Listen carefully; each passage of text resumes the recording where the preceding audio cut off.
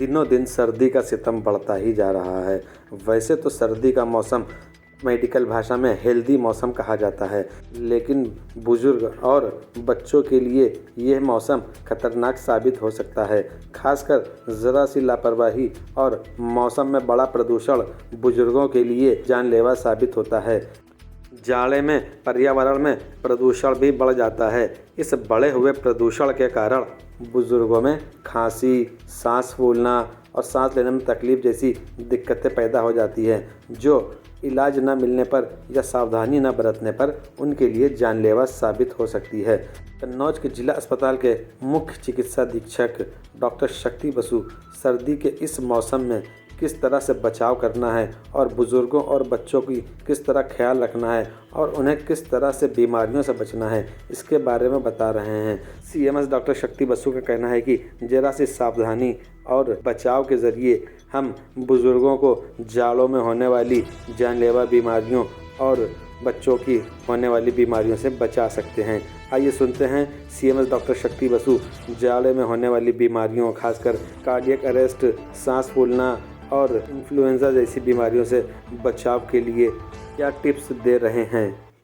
जो जाड़े हैं वो हेल्दी सीजन कहे गए हैं, लेकिन अब जिस तरीके की जलवायु में परिवर्तन हो रहे हैं और जिस तरीके की लाइफस्टाइल हो गया है, उसके चलते थोड़ा सा एक राइडर जरूर लगा हुआ है इस हेल्दी सीजन के साथ, और वो राइडर जो है उसको हम लोगों को समझना पड़ेगा।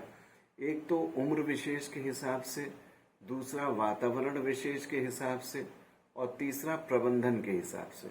तो जो इस सीजन में एक आप ये देखते हैं जस्ट जो है मतलब अभी ये कटाई वटाई के बाद और ये त्योहारों के सीजन के बाद थोड़ा जब ये विंटर्स के ऑनसेट होते हैं तो उसमें थोड़ा स्मॉग की बात रहती है, तो थोड़ा सा जो एयर क्वालिटी है वो उसमें थोड़े पोल्यूटेंट्स रहते हैं, जिसकी वजह से थोड़ा इनहेलेंट एलर्जी वाली बातें होती हैं।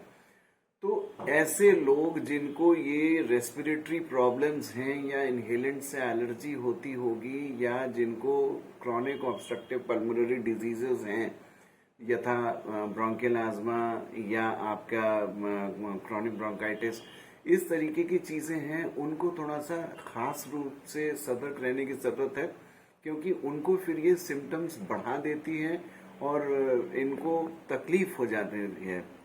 तो इनको सांस लेने में दमे की सी मतलब हफरी आने की बात हो सकती है, या जो सीओपीडी के जो लक्षण होते हैं कि खांसी करके उसको बलगम आने वाली और बहुत ज़्यादा खांसी वाली जो बात होती है, या सांस लेने में उनको बुजुर्गों को तकलीफ हो सकती है। तो ये सारी चीज़ें हो सकती हैं।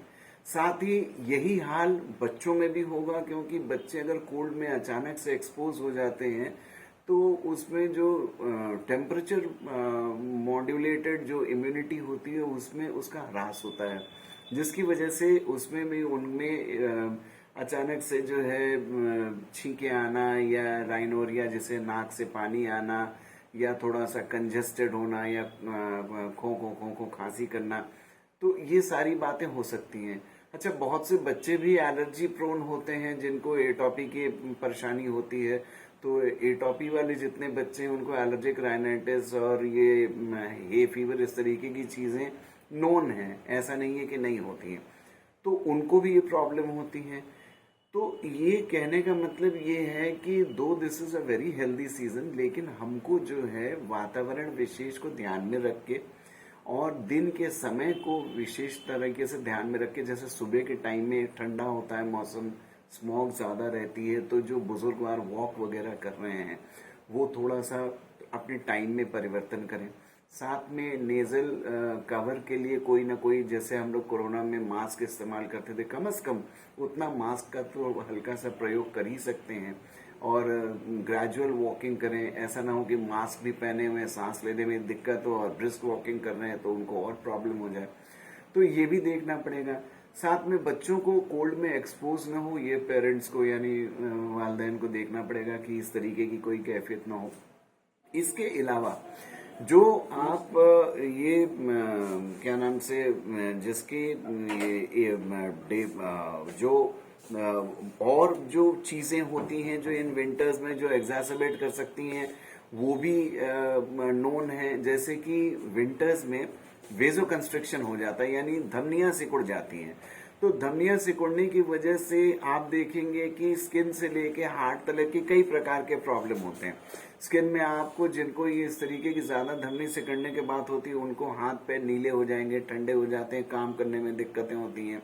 और जो पेरिफेरल बात के अलावा जो इस तरीके के मौसम में अगर जिनको इस तरीके से वेजो कंस्ट्रक्शन हो रहा है पेरिफेरल के अलावा भी, वो अगर ज्यादा एक्सरसाइज वगैरह कर दें तो हार्ट जो है जैसे कहते हैं डीकम्पेंसेशन में चला जाता है, और उसमें जो है जैसे कहते हैं कि ऑक्सीजनेटेड ब्लड की कमी होने की वजह से उनको एक तरीके से जैसे कहते हैं कि इस्चीमिया हो जाता है, और उससे इस्चीमिक टेंडेंसीज भी नोन है। अच्छा, एक और चीज भी है, जाड़ों में जो है चूंकि पेरिफेरल वेजो कंस्ट्रिक्शन होता है और उसके चलते डायस्टोलिक बीपी भी बढ़ा रहता है। आपने देखा होगा जाड़े में लोगों की बीपी काफी बढ़ी रहती है। तो एक तो ये हाइपरटेंसिव एपिसोड्स का इंक्रीज होना, दूसरा ये कार्डियक इनसफिशिएंसी, इन दोनों को लेकर के अगर आप देखें तो कार्डियक प्रॉब्लम्स बहुत बढ़ जाती हैं। तीसरी बात, ऐसे में बुजुर्गों में अगर अचानक से ठंडी वाली एक्सपोजर हो जाती है तो उसमें ब्रेन के भी प्रॉब्लम हो सकते हैं। कि मान लीजिए कि उसमें ब्रेन में इनसफिशिएंट ऑक्सीजनेशन हो रहा है, या सडन जिसे कहते हैं कि शॉक सिंड्रोम्स होते हैं कि अचानक कोल्ड में गए तो अचानक से शॉक में चला जाता है, फिर वो चाहे टेम्परेचर मीडिएटेड न्यूरोजेनिक शॉक ही क्यों ना हो। तो उसमें जब अचानक से ब्रेन में ब्लड सप्लाई कम हो जाता है तो उसमें जो है एक तरीके से स्ट्रोक्स इत्यादि जो सेरेब्रोवास्कुलर एक्सीडेंट्स हैं उनके एपिसोड्स भी बढ़ जाते हैं। तो ये सब तो ये बीमारियां हैं। अब इसमें जो है नॉनदलेस ये तो मानना पड़ेगा कि winters are a healthy season, तो इसको हम किस तरीके से मैनेज करें ये हमारे बड़ाई इसमें है। तो एक तो बचाव की हैसियत से देखें कि जो बुजुर्ग अर्ली वॉक वगैरह कर रहे हैं वो थोड़ा डिले करें, एम्पली अपने आप को कवर करके चलें। जो बच्चे हैं उनका कोल्ड में एक्सपोजर ना हो इसका ध्यान दें, और क्या नाम से जो जिम वगैरह करते हैं, जो यंग खिलाड़ी हैं वो बहुत ज्यादा एक्टिव करके इसको ना करें। एक मॉडरेशन होना चाहिए। तो लाइफस्टाइल चेंजेस भी आनी है और आहार की भी बहुत ध्यान होना चाहिए। बहुत गरिष्ठ भोजन करेंगे या ऑयल रिच फूड करेंगे, कोलेस्ट्रॉल वो अपने आप में अलग एक समस्या खड़ी कर सकती है।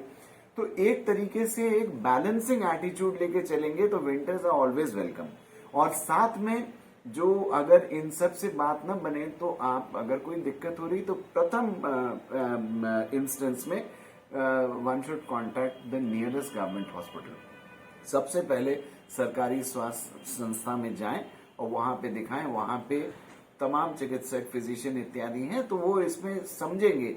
क्योंकि जो बेसिक जांचें हैं वो भी अगर हो जाए तो जो लाइफ सेविंग जो एक स्टेप होता है वो कम से कम इनिशिएट हो जाएगा।